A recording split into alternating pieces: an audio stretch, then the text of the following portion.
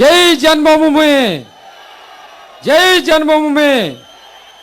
చంద్రబాబు నాయకత్వం, చంద్రబాబు నాయకత్వం.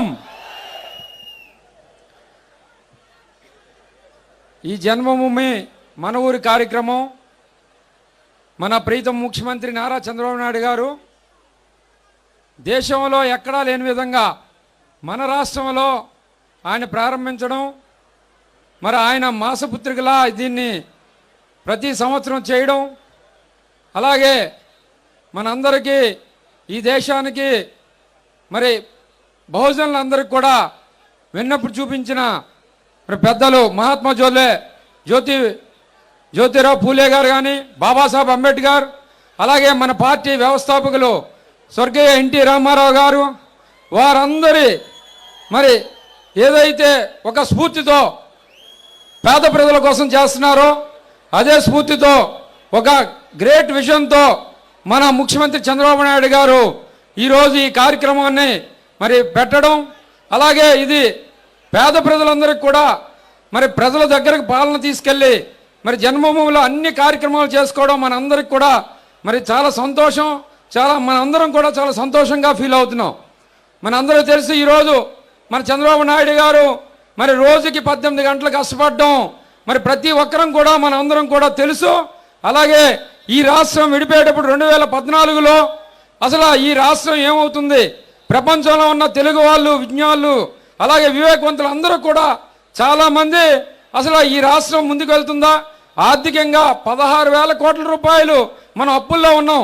అలాంటి రాష్ట్రాన్ని మన ముఖ్యమంత్రి చంద్రబాబు నాయుడు చేతులు పెట్టేటప్పుడు చాలామంది ఏ విధంగా ముందుకెళ్తుంది, అసలు ఈ రాష్ట్రంలో పెన్షన్లు ఇవ్వగలరా, రోడ్లు మరి నిర్మించగలరా, లేకపోతే ఈ రాష్ట్రం ఆర్థికాభివృద్ధి ఎలా వెళ్తుందని ఆలోచించే విషయంలో మరి ఆ టైంలో మన 13 జిల్లాలు ప్రజలందరూ కూడా మన ముఖ్యమంత్రిగా మరి చంద్రబాబుని ఎంచుకోవడం వల్ల, అలాగే చంద్రబాబు గారిని ఎన్నుకోవడం వల్ల ఈ రాష్ట్రం ఎలా చూసుకున్నా మరి అన్నీ చూసుకున్న ప్రతి బీజేపీ వాడు కూడా యూటర్న్ ఎవరి కోసం యూటర్న్ తీసుకోలేదు, వారే యూటర్న్ తీసుకున్నారు.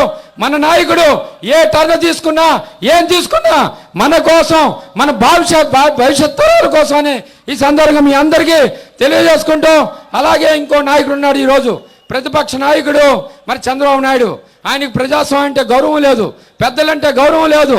మరి చంద్రబాబు నాయుడు గారు ఉన్న అనుభవం, ఆయన వయసు, ఏ రోజు కూడా గౌరవం ఇవ్వరు, ప్రజాస్వామ్యం వాల్యూ లేదు. వారి ఎమ్మెల్యేలను అసెంబ్లీకి పంపించరు. సరికదా అసెంబ్లీలో ఒక్క ప్రజా సమస్య కూడా ఈ 4.5 సంవత్సరాల్లో ప్రభుత్వం చేత ఒక్క పని కూడా చేయించుకోని మరి ఒక విధంగా చూసుకుంటే అన్ని విధాల ఫెయిల్ అయిన నాయకుడు ఈరోజు చంద్రబాబు నాయుడు. అలాంటి నాయకుడు మనకు కావాలి. ఆ ఎమ్మెల్యేలందరికీ కూడా ఈరోజు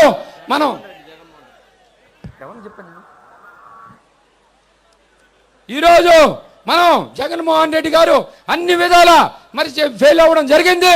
మీ అందరికీ తెలుసు. అసెంబ్లీలో ఒక్కరోజు కూడా మరి ప్రజా సమస్యలు అడగలేదు. అలాంటి నాయకుడే మనకి ఈరోజు కావాలి. ఒక్కసారి ఆలోచించుకోండి. మన కోసం అహోరాత్రులు కష్టపడుతున్నారు చంద్రబాబు నాయుడు గారు. 18 గంటలు ఈ వయసులో మన కోసం కష్టపడ్డారంటే ఒక్కసారి ఆలోచించండి చంద్రబాబు నాయుడు గారి పనితనం. అలాగే ఈరోజు మరి అన్ని విధాల మన కోసం మరి అలాగే ఈరోజు ఎన్టీఆర్ భరోసా 55 లక్షల మందికి మరి 1,000-1,500 7,000 కోట్ల రూపాయలు మరి మన కోసం ఇస్తున్నారు. అలాగే ఇలా చూసుకుంటే ఒకటి కాదు, రైతుల కోసం 24,000 కోట్లు, మన మహిళా సోదరుల కోసం 8,000 కోట్లు, మరి దళితుల కోసం 12,000 కోట్లు, ఆదరణ కోసం 8,000 కోట్లు.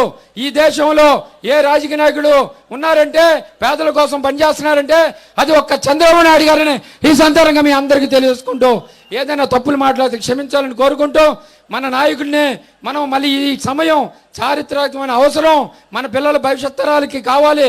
మనకు ఉద్యోగాలు రావాలంటే మళ్ళీ చంద్రబాబు ముఖ్యమంత్రి చేయాలి. మీరందరూ మరి మీరే కాదు, మీ బంధువులు, మీ స్నేహితులు అందరూ కూడా మనం మన నియోజకవర్గాలు, పక్క నియోజకవర్గాల్లో మాట్లాడి మళ్ళీ తెలుగుదేశానికి ఓటు వేయాలని కోరుకుంటూ మీ అందరి దగ్గర సెలవు తీసుకున్నా. జై జన్మభూమి. చంద్రబాబు నాయకత్వం, చంద్రబాబు నాయకత్వం, చంద్రబాబు నాయకత్వం. వార్తావాణి న్యూస్ ఛానల్ ఎప్పటికప్పుడు రాజకీయ, సినీ విశేషాలు, స్పోర్ట్స్ మరియు సాంకేతిక పరమైన మరెన్నో విషయాలను మన ముందుకు తెస్తుంది. మరింత సమాచారం కొరకు వార్తావాణి న్యూస్ ఛానల్ ని సబ్స్క్రైబ్ చేయండి.